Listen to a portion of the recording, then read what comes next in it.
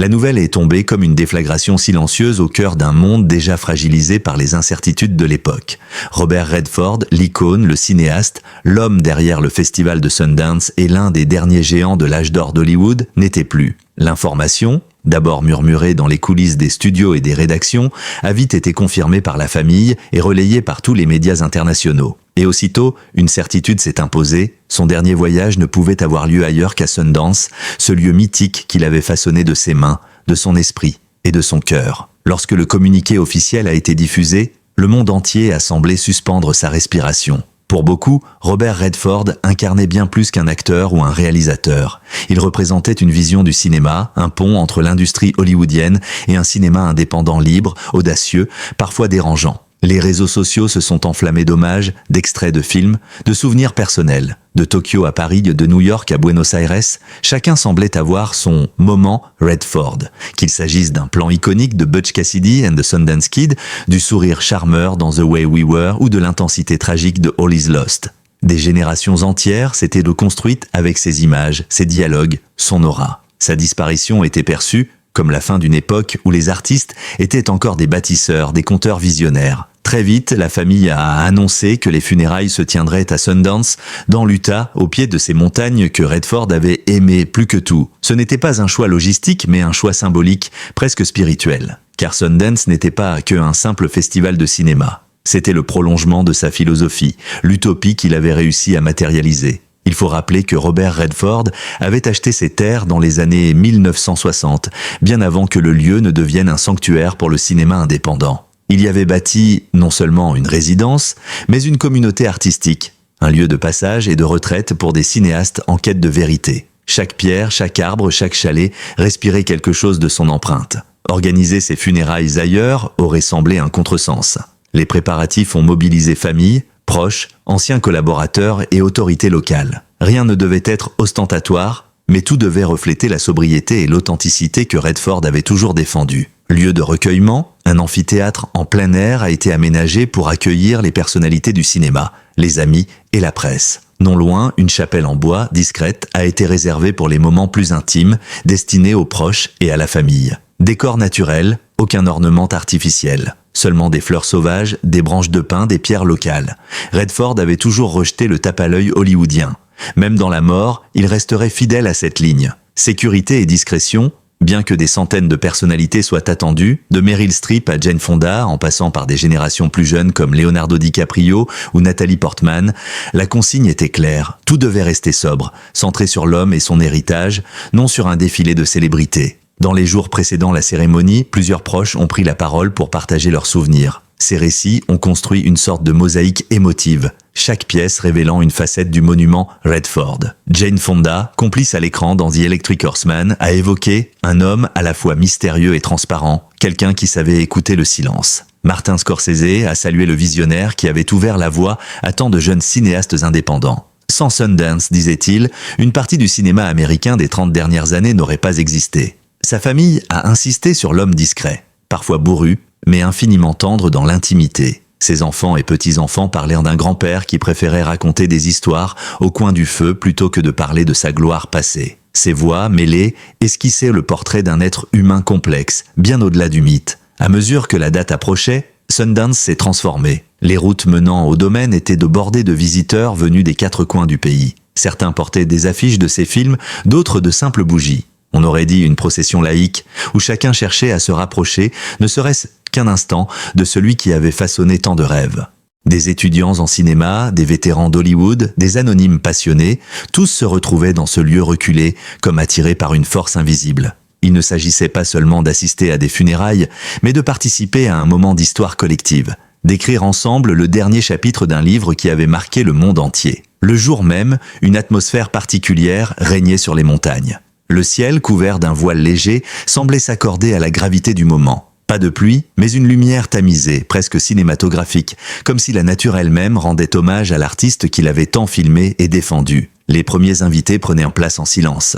Pas de flashs agressifs, pas de tapis rouge, seulement des regards baissés, des gestes mesurés. L'événement, retransmis en direct pour des millions de spectateurs à travers le monde, restait profondément intime. Et tandis que la cérémonie s'apprêtait à commencer, une impression générale dominait. celle d'être réunis non seulement pour dire adieu à un homme, mais pour célébrer un héritage, une vision, une mémoire partagée. Une icône universelle, sa disparition n'affecte pas uniquement les amateurs de cinéma, mais aussi les défenseur de la nature, les artistes indépendants, les rêveurs de toute génération. Un lieu symbolique, Sundance, choisi comme cadre des funérailles, devient le théâtre d'un rituel collectif qui dépasse la simple commémoration. Une mémoire vivante, à travers les témoignages et les hommages, c'est toute une culture qui se reflète, une manière d'envisager le cinéma comme espace de liberté et de transmission. Ainsi, avant même que le cercueil n'apparaisse, avant que la cérémonie ne déploie sa dramaturgie, le monde comprenait que ce moment resterait gravé comme l'un des grands adieux culturels de notre temps. Le matin de la cérémonie, un silence inhabituel enveloppait Sundance. Les montagnes, d'ordinaire animées par le va-et-vient des visiteurs et des cinéphiles, semblaient figées dans une solennité nouvelle. Vers 10 heures, le cercueil de Robert Redford fit son entrée dans l'amphithéâtre naturel, porté par des proches et recouvert d'un simple drap, de lin beige, décoré de branches de pin et de quelques fleurs sauvages.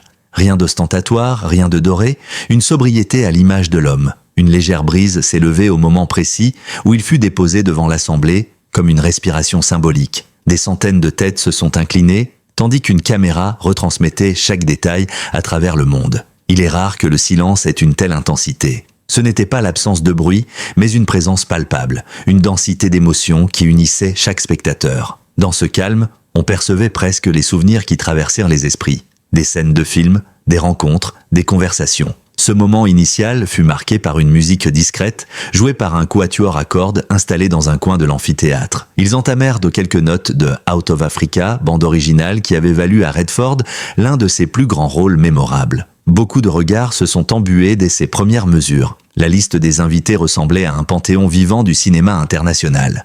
Jane Fonda arrive en larmes, soutenue par ses enfants. Meryl Streep, élégante et sobre, serrait dans ses mains un petit carnet où elle avait griffonné ses souvenirs. George Clooney, visiblement ému, s'était avancé sans escorte, refusant toute mise en scène. Des figures plus jeunes comme Natalie Portman et Ryan Gosling représentèrent la relève, témoignant de l'influence durable de Redford sur des générations entières. Le public, composé de proches anonymes, de collaborateurs du festival, d'étudiants en cinéma et de citoyens ordinaires, se mêlait à ces célébrités sans hiérarchie. La volonté était claire, pas de séparation, pas de privilèges, seulement une communauté rassemblée par un même adieu. Les discours, une mosaïque d'émotions. Les prises de parole se sont succédées, chacune apportant une couleur différente à ce tableau collectif. C'est Amy Redford, sa fille, qui prit la parole en premier. Sa voix tremblante résonnait sous le ciel voilé. Mon père était un homme de paradoxe, charmeur et réservé, passionné et discret, visionnaire et terriblement pragmatique. Mais il avait surtout une qualité rare. Il savait voir les autres. Sundance n'était pas seulement un festival de cinéma, c'était un festival d'humanité. Ces mots furent suivis d'une longue ovation silencieuse, des mains qui s'unissent, mais sans applaudissements, comme pour ne pas briser l'intensité du moment. Jane Fonda se leva à son tour. Elle parla de lui comme d'un partenaire de scène incomparable, capable de transformer une simple scène banale en moment d'éternité. Robert avait ce don unique. Il vous regardait, et soudain, vous vous sentiez exister vraiment. C'est ce regard qui m'a porté dans The Electric Horseman, et c'est ce regard qui nous manquera le plus.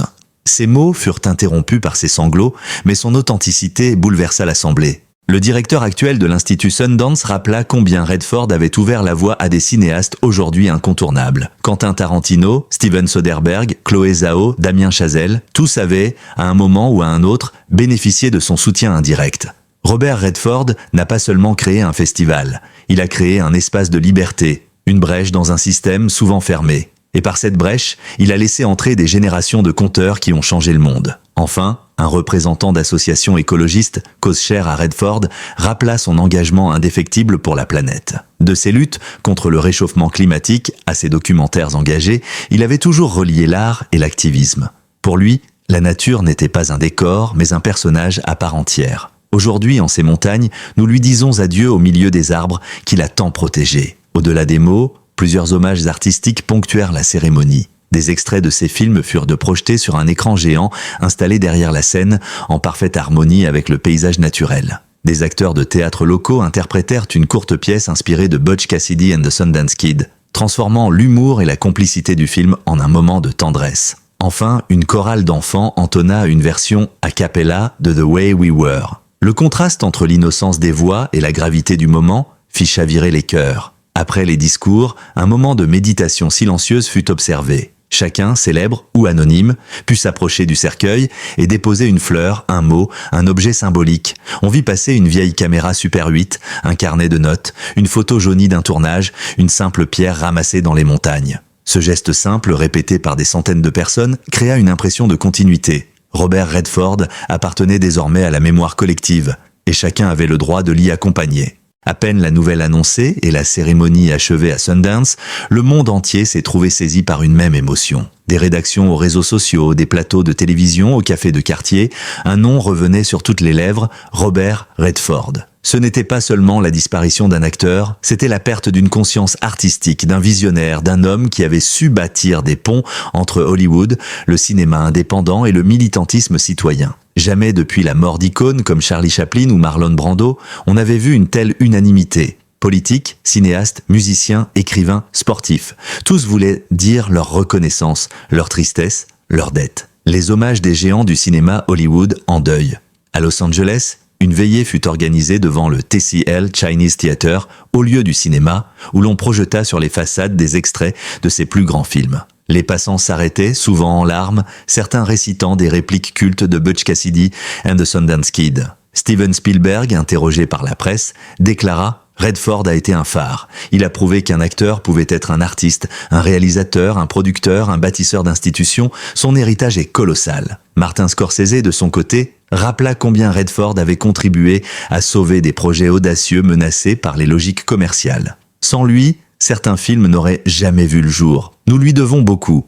Leonardo DiCaprio, longtemps considéré comme un héritier spirituel de Redford, publia un long texte sur les réseaux sociaux. Il y évoquait leur rencontre lors d'un dîner de charité et la manière dont Redford l'avait encouragé à utiliser sa notoriété pour défendre l'écologie. Nathalie Portman insista, elle, sur l'importance de son combat pour la diversité des voix cinématographiques. Sundance nous a appris qu'un cinéma pouvait être petit en budget, mais immense en impact. La disparition de Robert Redford dépassa largement le cercle artistique. Le président des États-Unis fit diffuser un communiqué officiel saluant un citoyen exemplaire, un artiste engagé et un défenseur infatigable de la planète. À l'ONU, un hommage spécial fut rendu, rappelant son rôle de porte-parole pour des campagnes écologiques globales. Les délégués observèrent une minute de silence avant d'ouvrir une session consacrée au climat. En France, la ministre de la Culture déclara « Robert Redford n'appartenait pas seulement à l'Amérique, il appartenait au monde. Sa vision résonne jusque dans nos cinémas d'auteurs européens. Les cinémathèques et festivals du monde entier parient, la Cinémathèque française. La Cinémathèque française annonça aussitôt une rétrospective intégrale de son œuvre, attirant des foules inhabituelles. Les salles affichaient complets, des spectateurs de tous âges venus revoir The Sting, Out of Africa, Quiz Show ou découvrir pour la première fois ses films de réalisateur. Tokyo, un culte discret mais fervent. Au Japon, où Redford était respecté comme une figure élégante et stoïque, les cinémas indépendants de Tokyo diffusèrent en boucle ses films. Des milliers de spectateurs faisaient la queue dans un silence presque religieux. À Cannes, où il avait souvent été invité, une projection spéciale fut improvisée sur la plage. Le public, pied dans le sable, regardait les images projetées sur un écran géant, sous les étoiles. Chaque grand quotidien consacra sa une à l'événement. The New York Times titrait « Robert Redford, l'homme qui donna devise au cinéma ». Le Monde publia un dossier spécial intitulé « Redford l'éternel ». El País salua un artiste et un activiste qui a changé l'Amérique de l'intérieur. The Guardian insista sur son rôle de pionnier écologique. Il a fait des montagnes de l'Utah un sanctuaire mondial. Les critiques ne parlaient pas seulement de sa carrière d'acteur, mais aussi de son engagement politique, de ses combats environnementaux, de son soutien aux minorités. Jamais un hashtag n'avait circulé aussi vite. En quelques heures, Redford Forever et Goodbye Sundance étaient en tête des tendances mondiales. Des milliers d'internautes partageaient des images de leurs films préférés, des citations, des anecdotes personnelles. Certains rappelaient la fois où ils l'avaient croisé dans un café de Park City, d'autres la découverte émerveillée de The Great Gatsby. On vit même circuler des vidéos montées par des fans, retraçant sa carrière en quelques minutes, accompagnées de musique nostalgique. Ces créations amateurs, diffusées des millions de fois, montraient combien Redford appartenait désormais au patrimoine émotionnel collectif. Ce qui frappait le plus, c'était la diversité des témoignages. Pas seulement ceux des stars ou des critiques, mais aussi des gens ordinaires. Un professeur d'université racontait comment All the President's Men avait inspiré sa vocation de journaliste. Une militante écologiste se souvenait que son premier contact avec le combat pour la planète avait été une interview de Redford. Une grand-mère confiait que c'est en allant voir The Way We Were qu'elle avait rencontré celui qui deviendrait son mari. Ces histoires, minuscules et universelles, illustraient la profondeur de son empreinte. Lorsque les dernières notes se sont tues à Sundance, lorsque les montagnes ont retrouvé leur silence, une évidence s'est imposée. L'homme était parti, mais son empreinte restait partout. Dans les allées du domaine, dans les studios de l'Institut, dans les récits partagés par des cinéastes de toute génération, Robert Redford continuait de vivre. Le départ d'une figure aussi monumentale crée toujours une forme de vertige. Que restera-t-il? Que disparaîtra-t-il? Dans le cas de Redford, la réponse fut claire dès les premiers instants. Il resterait tout, ou presque. Parce qu'il n'avait pas seulement été une star, mais un bâtisseur de structures durables, un passeur d'idées, un créateur d'utopies concrètes. Le festival de Sundance et l'Institut Sundance représentent sans doute l'héritage le plus tangible de Redford. Mais derrière les infrastructures, c'est une philosophie qu'il a léguée. Il avait fondé ce lieu pour que des voix nouvelles puissent s'exprimer, pour que les cinéastes indépendants aient une tribune, pour que des récits hors normes puissent le trouver un public. Aujourd'hui, ses successeurs annoncent leur volonté d'amplifier cette mission. Soutenir encore davantage les cinéastes issus de minorités, investir dans les nouvelles formes narratives, réalité virtuelle, documentaire interactif, continuer de lier art et engagement social. Le nom de Redford, loin d'être figé dans la nostalgie, devient ainsi une bannière pour l'avenir. Au-delà des institutions, l'héritage le plus profond réside dans la transmission familiale. Ses enfants et petits-enfants ont témoigné d'un homme qui, malgré son aura publique, restait un patriarche attentif, un conteur infatigable au coin du feu. Sa fille Amy confiait après la cérémonie « Mon père disait souvent que les histoires sont notre seule vraie immortalité. Tant qu'on racontera ses films, ses combats, ses convictions, il sera toujours là. » Cette phrase résonne comme un testament invisible, un fil qui relie chaque spectateur à l'homme derrière l'icône. On ne saurait réduire Robert Redford au cinéma. Toute sa vie, il fut un militant écologiste acharné. Des années 1970 jusqu'à ses derniers jours, il n'a cessé d'alerter sur les dangers du réchauffement climatique, de défendre les parcs nationaux, de s'opposer aux projets pétroliers destructeurs. Après sa mort, plusieurs associations ont annoncé la création d'un fonds Robert Redford pour la planète, destiné à financer des projets locaux de préservation environnementale. Ce geste témoigne d'une vérité. Son héritage ne sera pas seulement artistique, mais aussi écologique, politique et moral. Revoir ses films, c'est mesurer l'étendue de sa palette. Le charme désinvolte de Butch Cassidy and the Sundance Kid. La gravité politique de All the President's Men. La nostalgie élégante de The Way We Were. La pureté visuelle de All Is Lost, où il incarnait seul, sans parole, la lutte d'un homme contre l'océan. Ces rôles, multipliés par les décennies, constituent un corpus que les écoles de cinéma étudieront encore pendant des générations. Redford n'a pas seulement joué, il a incarné des archétypes, il a donné chair au grand récit de l'Amérique moderne. Pour Redford, le cinéma n'était jamais un simple divertissement, c'était un acte de foi en l'humanité. Chaque film, chaque projet, chaque festival était conçu comme une manière de raconter des vérités essentielles. L'amour, la justice, la liberté, la nature, la fragilité humaine. Ceux qui l'ont connu racontent qu'ils voyaient le cinéma comme un miroir, mais aussi comme une arme douce, capable de changer les mentalités sans violence.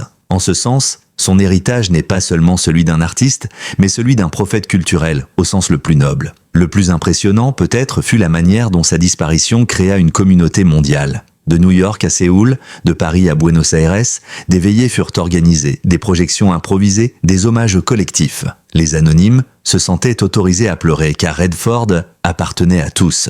Son visage, son regard, son sourire avaient accompagné tant de vies, tant de souvenirs. Cette dimension planétaire confirme une évidence. Il ne s'agissait pas seulement de la mort d'un homme, mais de la fin d'un chapitre entier de la culture mondiale. L'histoire oublie parfois ses héros. Mais Robert Redford, lui, restera. Parce qu'il a bâti des institutions, parce qu'il a filmé des histoires universelles, parce qu'il a incarné une forme d'élégance morale et artistique qui manque cruellement à notre époque. Son héritage repose sur 3 piliers. Le cinéma, une œuvre d'acteurs et de réalisateurs qui traverse les générations. Sundance, un festival et un institut qui continueront d'accueillir de nouvelles voix. L'engagement citoyen, une vie consacrée à la planète, à la justice, à la liberté. Ces 3 dimensions, liées entre elles, garantissent que son nom ne sera jamais relégué aux marges de l'histoire.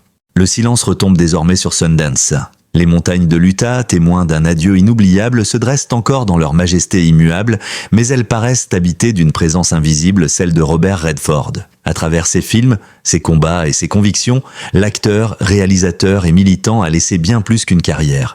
Il a imprimé une trace indélébile dans l'histoire de l'art et dans le cœur de millions de personnes. Lorsque le cercueil a quitté l'amphithéâtre, chacun a compris qu'un chapitre s'était clos. Mais loin d'être une fin, cette journée sonnait comme un passage, une transmission. Redford n'était pas simplement un homme de cinéma. Il était une idée, une vision. Et les idées, elles, survivent toujours. Tout au long de sa carrière, Robert Redford a incarné des histoires qui parlaient à chacun de nous. L'ami fidèle et insoumis de Butch Cassidy and the Sundance Kid, le journaliste obstiné de All the President's Men, l'amant mélancolique de The Way We Were, le naufragé silencieux de All Is Lost. Dans chacun de ses rôles, il n'était pas seulement acteur, il devenait un miroir de nos espoirs, de nos luttes, de nos fragilités. Son cinéma de réalisateur poursuivait la même mission. Avec Quiz Show, il dénonçait la manipulation médiatique. Avec Ordinary People, il sondait la douleur intime d'une famille brisée. Derrière la caméra, il était tout aussi exigeant qu'à l'écran. Il voulait la vérité coûte que coûte. Mais ce qui distingue Redford d'autres légendes hollywoodiennes, c'est sans doute sa capacité à créer des structures qui lui survivront. En fondant l'Institut Sundance et en faisant du Festival de Sundance l'un des rendez-vous incontournables du cinéma indépendant, il a donné à des milliers de créateurs une chance de se faire entendre. Grâce à lui, des voix nouvelles, marginales, audacieuses, ont trouvé un espace pour éclore. Sans Redford, peut-être n'aurions-nous jamais découvert certains des cinéastes qui façonnent aujourd'hui le paysage mondial. Il n'a pas seulement raconté ses propres histoires, il a permis à d'autres de raconter les leurs. Redford ne s'est jamais contenté du succès. Pour lui, l'art n'avait de sens que s'il dialoguait avec le monde, s'il pouvait le transformer. Son engagement écologique, sa lutte pour les droits civiques, sa défense de la liberté d'expression étaient autant de prolongements de son travail artistique. Il voyait le cinéma comme une arme douce, un levier de conscience. Dans ses interviews, il répétait souvent que le cinéma peut être une lumière dans l'obscurité. Aujourd'hui, cette lumière continue de briller à travers les générations qui suivent son exemple. On dit que les grands artistes ne meurent de jamais vraiment. Ils se transforment en mémoire collective, en images intemporelles. Robert Redford est désormais de cela. Son sourire, ses rôles, ses combats, tout cela continue d'exister dans les salles obscures, dans les festivals, dans les discussions passionnées entre cinéphiles. Et surtout, son esprit demeure dans ce lieu qu'il a tant aimé, Sundance. Chaque futur cinéaste qui viendra y présenter un premier film, chaque spectateur qui découvrira un récit audacieux, vivra un peu de son héritage. Ce qui nous reste, à nous spectateurs, journalistes, artistes, militants, c'est le devoir de mémoire. Ne pas laisser son œuvre s'effacer dans les archives poussiéreuses. Revoir ses films, les faire découvrir aux nouvelles générations, perpétuer l'esprit de liberté qu'il incarnait. Chaque projection de The Sting, chaque nouvelle édition du Festival de Sundance, chaque combat pour la planète sera une manière de dire « Robert Redford est toujours parmi nous ». En vérité, les funérailles de Robert Redford n'étaient pas une fin, mais un commencement. Le commencement d'un héritage que nous devons porter à notre tour, en tant qu'artiste, en tant que spectateur, en tant que citoyen. Il nous laisse une mission. Continuer à croire que l'art peut changer les choses, que la nature doit être protégée, que la liberté de raconter des histoires est essentielle à l'humanité. Son dernier souffle à Sundance est devenu une invitation à reprendre le flambeau, à garder vivante cette flamme qu'il avait allumée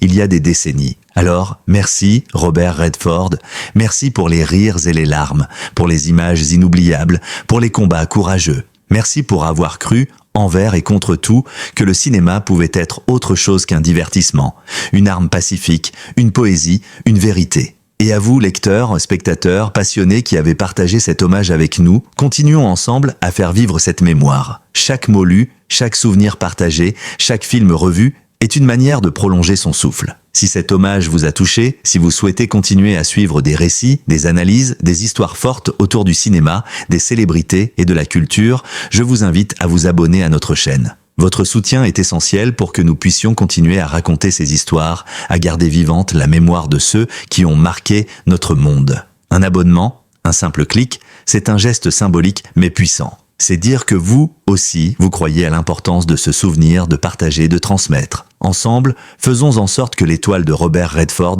continue de briller au-dessus des montagnes de l'Utah et dans nos cœurs pour toujours. Merci d'avoir été avec nous pour ce voyage à travers la vie et l'héritage de Robert Redford. Son cinéma est éternel, sa mémoire nous unit, et notre mission est de continuer à la faire vivre.